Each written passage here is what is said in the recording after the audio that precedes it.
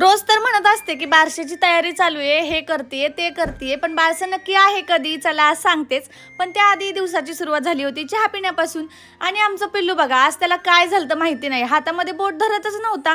म्हणजे माझ्यावरती रुसला होता की काय त्यालाच माहिती. आता बरेच दिवस झालं पार्थसाठी मी हा डफी साबण यूज करते आणि तो मला खरंच छान वाटला म्हणून तुमच्यासोबत सुद्धा शेअर करावं म्हणलं.